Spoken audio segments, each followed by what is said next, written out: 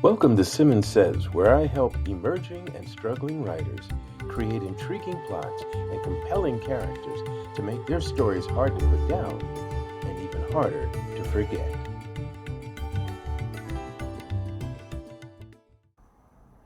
Hey there, welcome to another session of Simmons Says. I normally like to try and, promise that I'm going to keep these short, and then I go long. But bear with me. I'm going to try and keep this reasonably short. So here we go.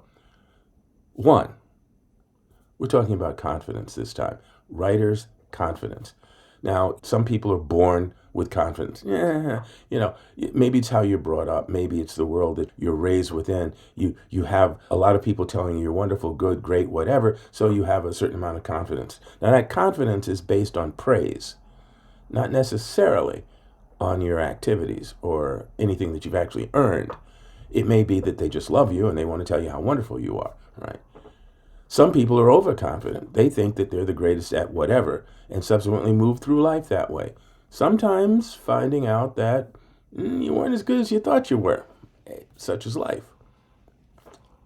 But the reality is, confidence, especially for writers, it's not, well, let's just put it this way. A lack of confidence doesn't mean, okay, I got to get over that before I start writing.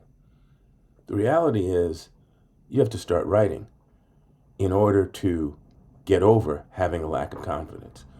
Confidence is something that you build. You build by the doing, by the taking action and moving forward. So, the first thing is the fact that you're nervous, concerned, worried, all of that. Okay, acknowledge it. Don't ignore it, acknowledge it. And then do.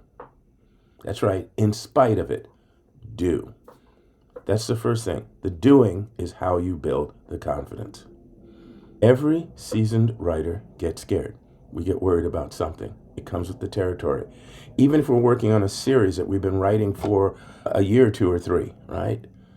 Yeah, we know some of the characters very well, but it's a new story. Maybe we feel a little bit more confident about how we're going to handle this because we've handled several before that. But there's still that question. How do we make this better? Can we make this better? Can I get through this problem? Can I work through that problem?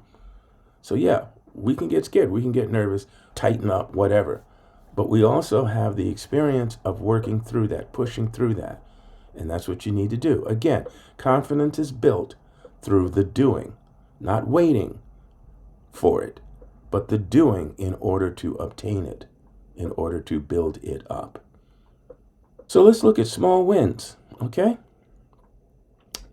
First win, you start. Yeah. What is it? The journey of 1,000 miles begins with the first step? Absolutely. You start. You have an idea, you have a plot, you have some characters you're going to work with. Okay, great. Start putting that pen to paper, those fingers to the keyboard. Begin that first draft. And let me just throw in here as a consideration, especially to aspiring and emerging writers, a novel shouldn't be, or certainly doesn't have to be, your first effort. Short stories are 100% valid. Absolutely. Small wins, short stories, 500 words, micro, macro, flash, right?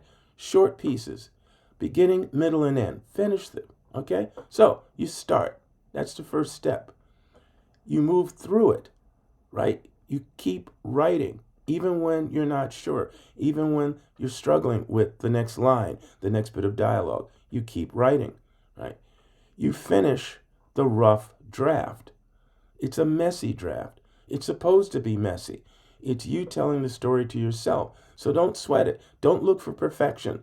Look for getting it out of your head onto a flat surface, paper or screen, okay?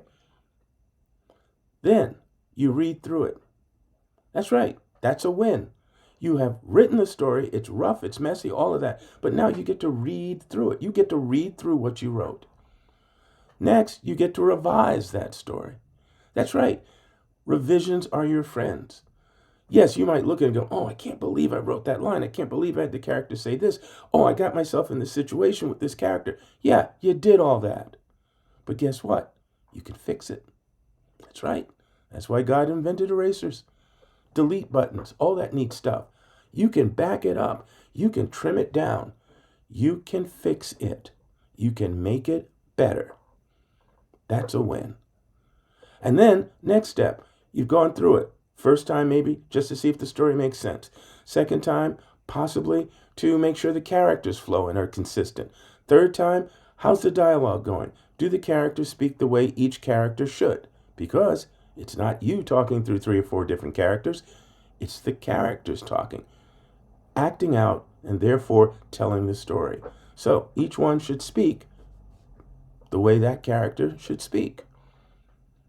Okay, so you've looked at it for structure, for character consistency, for dialogue. You can pass it on to somebody else to read. Yes, that's right. Maybe you've gone through 3 revisions, 4 revisions on your own. Now let somebody else read it. Get some feedback. Should be somebody that you trust. Somebody who's on your side. I don't mean they're going to compliment you because they love you, even if it's got problems. No, they're on your side. They want you to win. They want you to get this done. They want you to succeed at this goal you're chasing. So they will be honest with you, not brutal, just be honest. Well, I didn't quite understand this. Or what do you mean when such and such?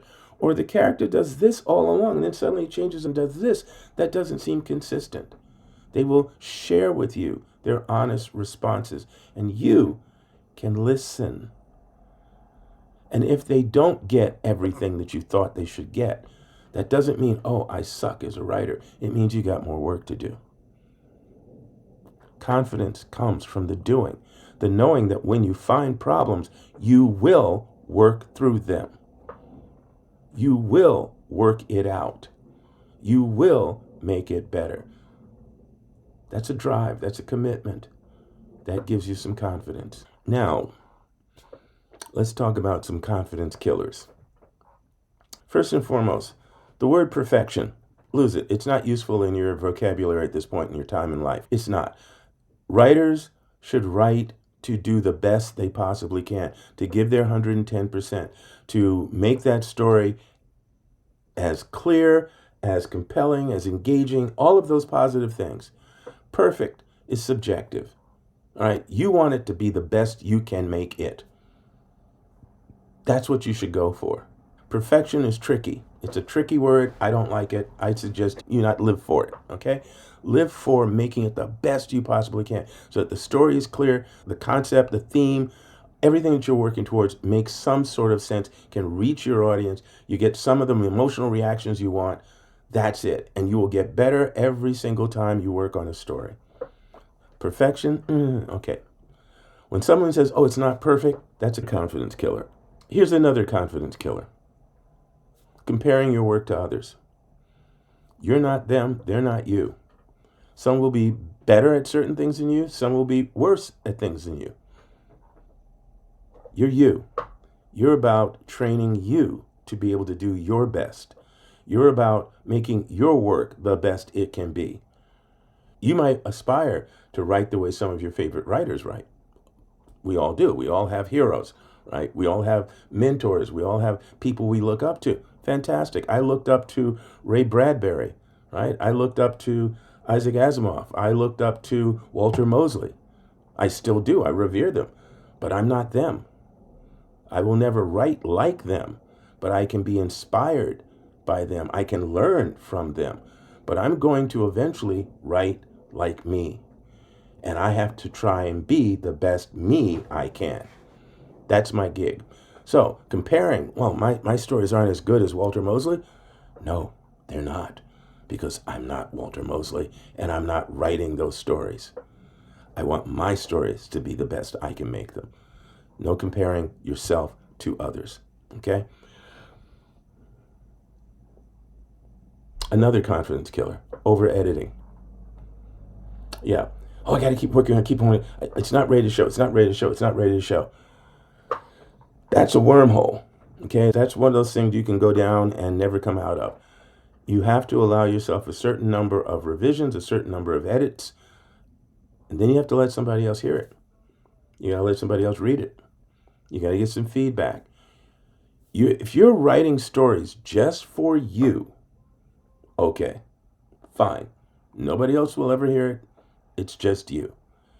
But if you're writing stories for the masses, if you want to share those stories, then you have to allow yourself to take that risk. So again, you can do revisions for structure, for character consistency, for dialogue, right?